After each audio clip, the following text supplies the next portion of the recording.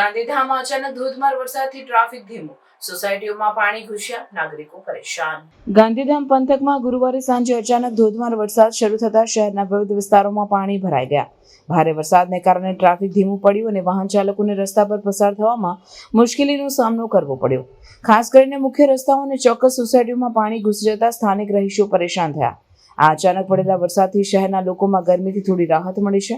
છેલ્લા કેટલાક દિવસોથી તાપમાનમાં વધારો અને ભેજના કારણે લોકો પરેશાન હતા, પરંતુ વરસાદથી વાતાવરણમાં ઠંડક પ્રસરી છે. જોકે ભારે વરસાદના કારણે અનેક વિસ્તારોમાં પાણી ભરાઈ જતા સામાન્ય જનજીવન ખોરવાયું છે. શહેરની કેટલીક સોસાયટીઓમાં વરસાદી પાણી ઘૂસી જતા રહેવાસીઓએ પણ ઘર અને વાહનો બચાવવા માટે પ્રયાસો કરવા પડ્યા. સ્થાનિક તંત્ર દ્વારા પાણી કાઢવા માટે પગલાં લેવામાં આવ્યા હોવા છતાં અનેક વિસ્તારોમાં પાણી ભરાવાની સમસ્યા યથાવત રહી હતી. ટ્રાફિક જામ અને રસ્તા પર પાણી ભરાવાના કારણે લોકોને રોજિંદા કામકાજમાં વિઘ્ન પડ્યું. હવામાન વિભાગના અનુમાન પ્રમાણે આગામી દિવસોમાં પણ વરસાદ ચાલુ રહેવાની શક્યતા છે, જેથી સ્થાનિક તંત્ર અને નાગરિકોને સાવચેતી રાખવા સૂચના આપવામાં આવી છે. વરસાદી માહોલમાં રાહત સાથે સાથે પાણી ભરાવાની સમસ્યા સામે તંત્રને વધુ સક્રિય થવાની જરૂર જણાઈ રહી છે.